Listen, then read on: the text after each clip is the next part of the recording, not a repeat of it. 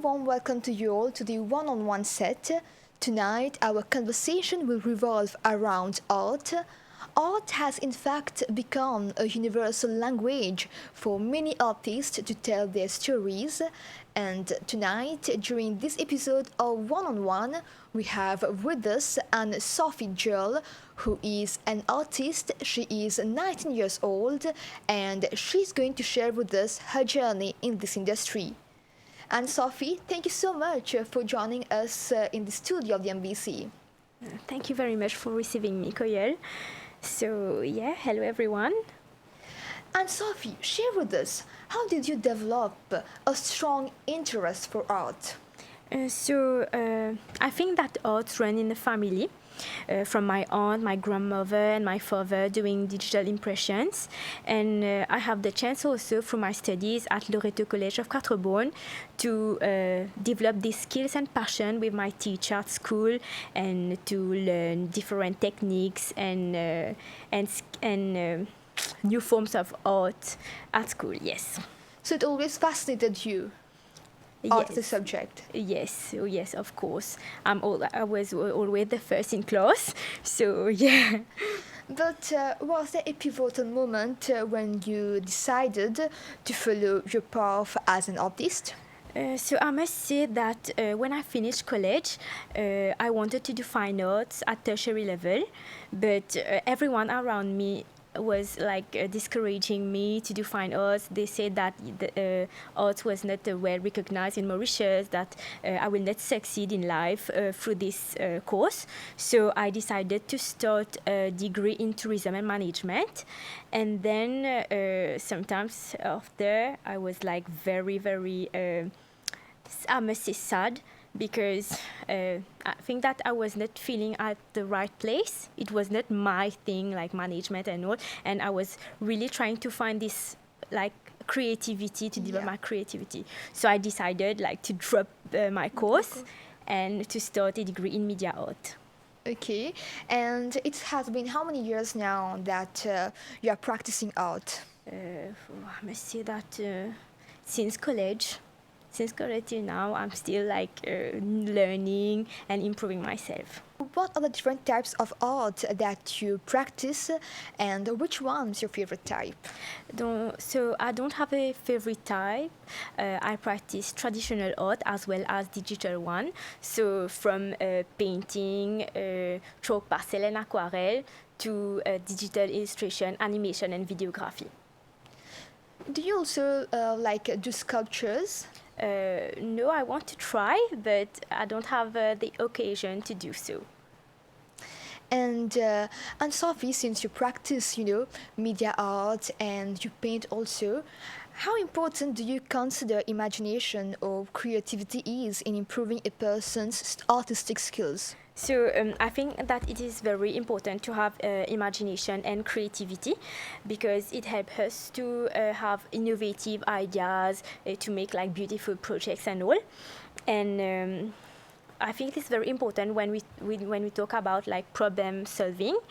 I recently done an assignment, a videography project, where we need to have to do a short film, and we didn't have the necessary materials and the budget for it. So with our creativity and imagination, we have been able to come up with a beautiful project with zero budget. In what ways would you say that media art and traditional art are more or less the same? It's the same when we talk about we must have the same imagination and creativity to do art, but I think that traditional art is more about the touchy side, when we take the brush and we mix the colors and all. I think that it is very fascinating compared to digital art. But both of them requires that level of creativity and imagination, right? Mm-hmm, yes. Mm-hmm. And Sophie, share also with us your creative process to create an artwork. So I basically start by doing some research on online platforms like Pinterest or ArtStation, and then I try to plan my work. Like decide the materials I will use, the type of paper, if it will be digital art or traditional art, and then I imagine like the final project, and I work according to it. And how much time does it take you to complete a work? So it takes like a long time. At least 8 hours minimum for like a small drawing, and then at the maximum of like 20 hours to That's a complete the work. lot. Yes. It can be draining as well, right? Very draining. Yes, I must take like pause every time to be able to resource myself. But then, what do you do aside of, drawing media art that contributes to your artistic self? I mean, a hobby that you turn to rejuvenate your creativity. So I'm a person that always want to like experience everything and try new things. I recently tried knitting. I cook also, and all the DIY activities.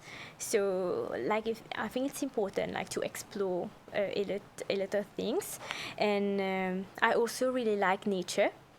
I like to do trails and hiking and all, and I think that is important to escape from our daily life, to escape from the stress environment we are in every time, studies, work, and all. Yeah, nature is always like a good escape. Oh yes. So, what can we find in your drawing mostly? Is there any theme that you keep on, going to? Not necessarily. I must say that it depends on my mood. It depends of what message I want to transmit and all, and well, depending mostly on my mood. So it's like you like to go on to the flow. Yes. It's not like you have a specific theme set. No. When we talk about assignment, yes, but Okay. yeah. And Sophie, art have the spirit of fantasy. So how is it then possible that art can make us gain any kind of knowledge or meaningful experience to the world? I must say that artists see things differently. Like through art, we are able to transmit a lot of message and evoke powerful emotions, and like sadness, angriness, happiness, and all. And it enables the audience to connect with the experience and feeling expressed by the artwork.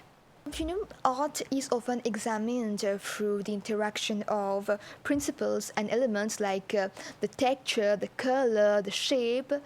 What are the aspects that you believe make an artwork fascinating? I think that for me, it is the colors and the textures that we use to make an artwork.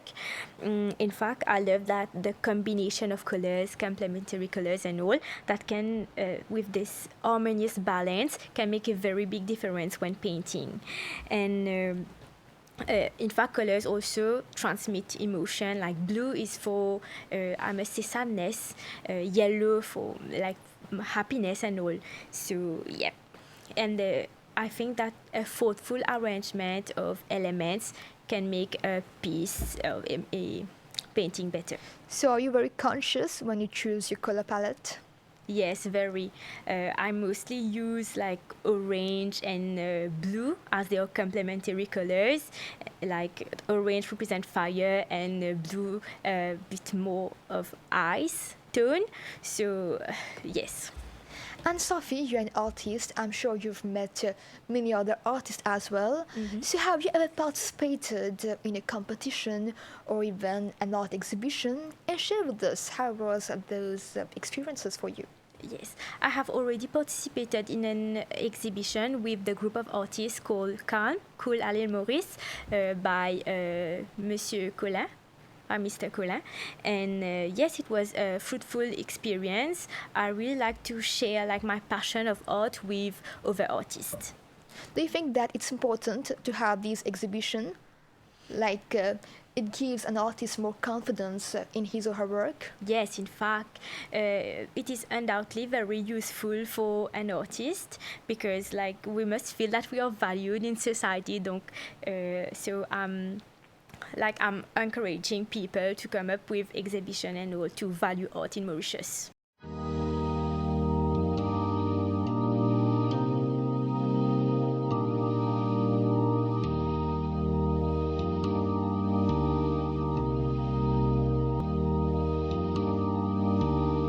So, Anne Sophie, what important issues are fueling your art these days? So I mostly focus on women, ethnicities, and cultures in a world where women and other minority ethnicity are like oppressed and discriminated. I wanted to like put them forward and give them the importance they deserve. So, for your art, do you actually intend to influence the society and bring a positive change? In fact, I want to do so because in the digital era, it is more easy, like through social media and online platform, to share their art. And sometimes artists like myself, we want to prone issues in societies, when we talk about global warming and all, we can. Sensitize people about these issues and maybe motivate them to take actions. So, how do you really integrate art then in your life? Through my studies principally, because like I told you earlier, I do photography, videography, 3D modeling, and animation. And in my spare time, I take painting commissions and I do wall painting. And Sophie, for every artist, there's a handful of other artists that they look to for inspiration and guidance. So, who are the artists that really inspire you? I like a lot of artists, but my favorite artist is Marco Grassi. He is an Italian painter, and he is known for the finest brushstroke. He is able to add intricate details to his human figures, like all the every hairs, pores, wrinkles, and all imperfection of people's face and body. So I really want to be at his level someday. So, do you practice portrait as well? Yes, a lot of portrait because it is very fascinating for me to be able to capture all the small details in a person's face. And Sophie, you've been practicing art for so many years, you've told us. So, how do you see that your style has changed throughout the years? I don't have a style yet. I am working on it because I like to experience a lot. So I'm still searching for my style. But I must say that I'm still trying to polish and to improve myself day by day. So, there's a long way to go. Yes, for sure. And you told us earlier that you practice different forms of art, right? So, what do you believe is a key element in creating a good composition? I think that, like I said, colors are very important, like a good mixed and harmonious color palette. I must say also the principal element must be like balanced with the white space and proportion equally, and contrast also is a point to take in consideration because with the contrast added to an artwork, we can like add depth to the art. To the work. Yes. So talk to us about a specific artwork that you created and which you are really proud of. I don't have like a favorite artwork. I really like all my artworks because it was made with patience and passion. But something that, brings some nostalgia and is very close. Maybe it can be my first painting. Talk to us about it. My first painting, so I have taken like 1 year to finish it. Yes, yes, because I was having an art block. So and then I was working on it little by little, and it was the painting of an African lady, showing really this woman empowerment. We've heard of writer's block, but art block is quite different. How do you deal with that? So principally, I really scroll on a Pinterest page and to find new ideas or outstation like digital platforms when I can like share and discover new types of art. And Sophie, artist has the ability to raise awareness about various issues and influence the mind of people. So, do you believe that it is a key characteristic for an artist to project the image of responsibility? Yes, I think that we have a part of responsibility when we are like sharing our art to the world through digital platforms like Instagram, Facebook, and all. Um, I think that we have the power to influence people in a good way, where we can talk about the society issues, about global warming and all. And yes. And how do you view that community of artists? Do you feel that there is empowerment among you all? Yes, I think. Yeah. To achieve the status of an artist is not so easy. It requires a lot of hard work, time, effort. If it's hard to reach there, it's even harder to stay there. So, share with us the challenges that you've come across through your journey and how did you overcome them? Yes, I have faced many of obstacles during my journey. When I like started my small business selling paintings and all, there was a lot of people. I was having trouble of finding the right audience and potential buyers because a lot of people don't realize how much time and effort we put in our work. So it was very discouraging.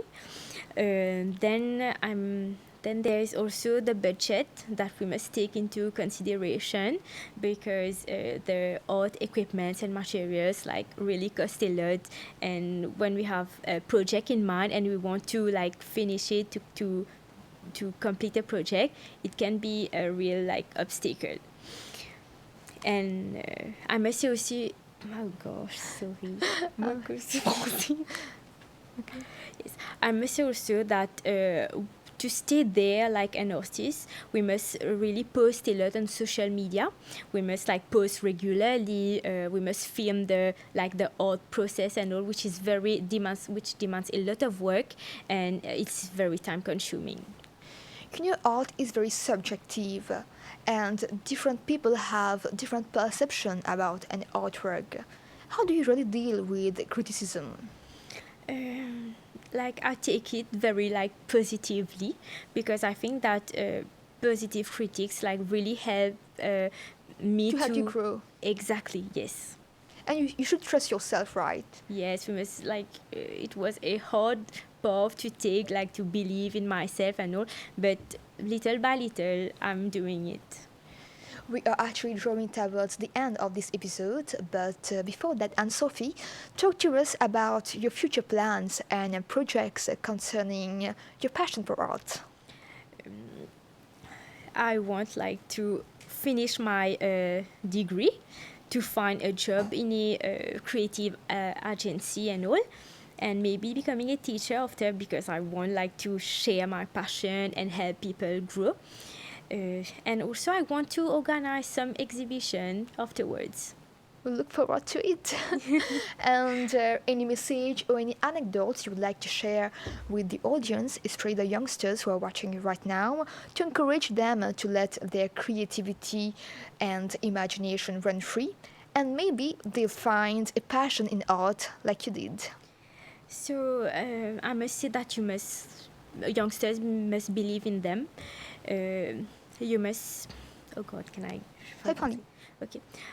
So I would say that you must believe in yourself, and you must not let anyone or anything stop you for like realizing your dream. And I know that it might be difficult sometimes, but trust the process. There are great things coming soon.